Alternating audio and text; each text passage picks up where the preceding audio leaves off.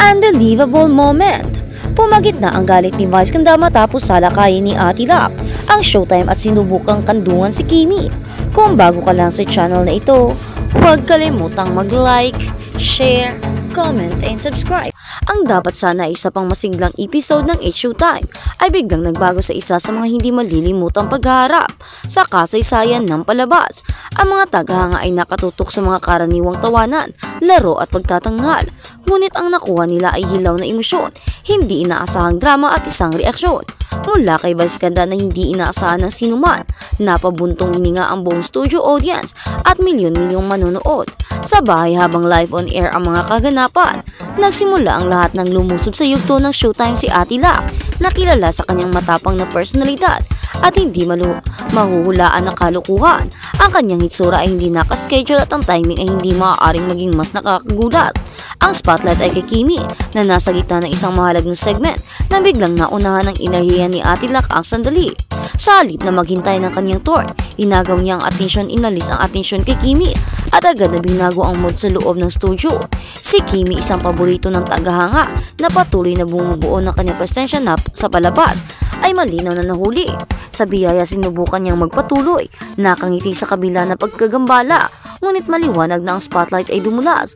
Ang kanyang mga ekspresyon ay nagpahayag ng magkahalong pagkabigla at kakulangan sa ginawa.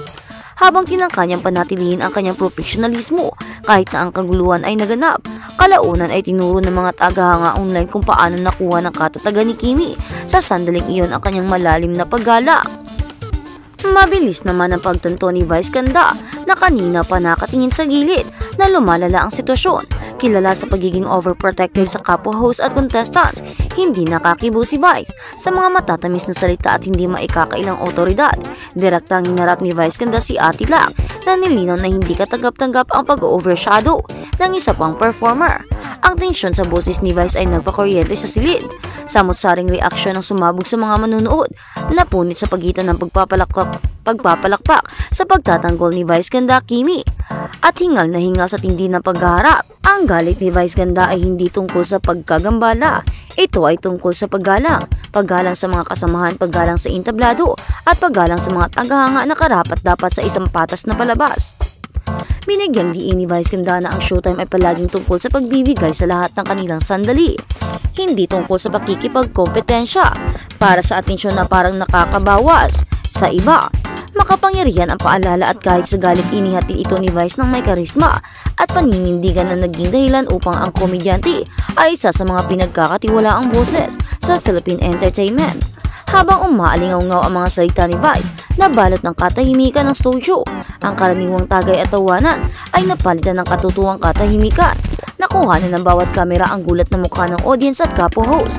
Ito ay isang sandali na tila huminto ang oras. Ang mga naroroon sa kalaunan ay inilarawan ang hangin. Biglang mabigat na may mga emosyon na tumatakbo ng mas mataas kaysa sa maaaring paghandaan ng sinuman.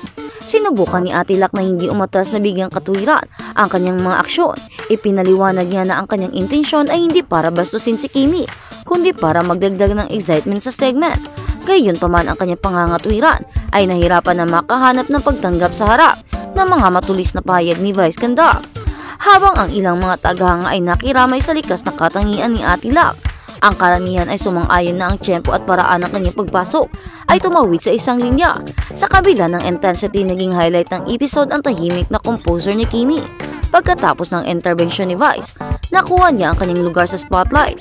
Ipinagpatuloy niya ang kanyang segment na may biyaya, nakangiting mainit at nagpapasalamat sa mga manunood para sa kanilang suporta. Mabilis na lumiwanag ang social media sa mga mensaheng pumupuri kay Kimi sa panatilihing kalmado at profesionalismo sa isang nakakahiyang sandali. Sa loob ng ilang minuto, naging #1 trending topic online ang insidente. Binaha ng mga tagahanga ang platform ng mga clip, memes at mainit na debate. Ang mga hashtag na sumuporta kay Vice at Kimi ay nangibabaw sa mga timeline habang pinag-uusapan ang pangalan ni Ate Lac na may halong emosyon. May mga nagtalo na ang spontaneity ni Ate Lac ang dahilan kung bakit siya natatangi, habang iba ay nanawagan ng higit pa na disiplina sa mga live sa palabas. Ang hindi malilimutang pagharap ay nagsilbing isang matinding paalala na ang live na television ay hindi mahuhulaan. Anumang bagay ay maaaring mangyari at kapag nangyari ito, Sinusubok nito ang profesionalismo at katang-katangian ng mga nasa entablado. Ang Showtime ay umunlad sa loob ng maraming taon dahil sa isang lakas at pagiging tunay nito, at ang insidenteng ito, bagaman tensyonado, ay nagpapatibay kung bakit ang mga tao ay nakikinig. Ito ay totoo at ito ay hilaw at imposibleng tumingin sa malayo. Nasa puso ng drama ang pamumuno ni Vice Ganda.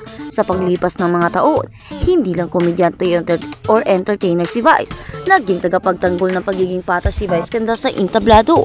Ang reaksyon ay hindi tungkol sa galit lamang, ngunit tungkol sa paninindigan para sa mga halaga na nagpapanatili sa palabas na tumatakbo ng may integridad. Pinalakpakan ng mga tagahanga si Vice Ganda sa pagtatakda ng mga hangganan at pagpapaalala sa lahat na ang Showtime ay hindi lamang tungkol sa entertainment. Ito ay tungkol sa paggalang. Sa pagtatapos ng episode, bahagyang nabawasan ng tensyon, ngunit ang mga alingaw na pagharap ay nagtagal. Si Atilak, nakikitang-kitang naapektuhan, ay tila mas nagmumuni-muni, habang si Kimi ay nakatanggap ng napakalaking suporta mula sa kanyang mga co-host at tagahanga. Si Vice, bagaman matatag ang nagawang ibalik ang palabas, na muling pinatunayan kung bakit komedyante ang heartbeat ng Showtime. Maging sa mahabang kasaysayan ng Showtime, maraming sorpresa ang nakakuha ng atensyon ng madla, ngunit ito ay talagang hindi malilimutan. Hindi ito scripted, hindi ito binalak, at hindi ito biro. Ito ay isang sagupaan ng mga personalidad, ang pagtatanggol o isang pagtatanggol sa paggalang, at isang sandali na babalikan at aalahanin sa mga darating na taon. At sa kabilang banda, umigting ang tensyon habang nagiging matapang na aksyon ang kapatid ni Kim Chiu na si Ate Lakam. Walang patawa dumarating ang mga reklamo. Say ng netizens, magkapatid na Cam at Kim, wala raw planong sumagot sa pagiging intriga sa kanilang relasyon. Habang naging matapang ni aksyon ng kapatid ni Kim Chiu na si Ate Lakam, nagsimulang magtrending ang pariralang lagot na si Lakam matapos lumabas ang malakas na aligasyon at emosyonal na babala na namumukay na maaring may formal na reklamo at wala na sa mesa ang pagpapatawad. Bagamat hindi nagsagawa ng direktang pahayag sa publiko si Kim o ang kanyang kapatid na babae na nagpapatunay sa mga pag-uunlad na ito, uminit ang kapaligiran na pinasigla ng mga tagahanga, kritiko at mga speculators. Ano ang nag-trigger ng kaguluhan? Pinanggit ng mga online observers ang hindi pinanggalingang mga source at di umano'y pag-uugali mula kay Ate Lakam na may kinalaman sa pagharap o pagtugon sa isang isyong na uugnay kay Kim Chiu. Ang insaktong katangian ng sitwasyon ay nananatiling hindi malinaw, ngunit marami ang naniniwala na ito ay may kinalaman sa kamakailang hindi pagkakunawaan, pagbawas sa publiko o pinaghihinala ang pagkakasala laban sa aktres. Hindi naman talaga naging maganda ang ginawa ni Ate Lakam, lalo pat iniversyado niya si Kim Chiu, pero mas hindi nakapatawad-tawad ang kanyang ginawa dahil mas lalong imbis na magsorry ay mas nagalit siya. Gumawa siya ng paraan at naging mas malala pa ang alitan nilang dalawa, imbis na magsorry or imbis na umadjust kasi siya ang nakakatanda.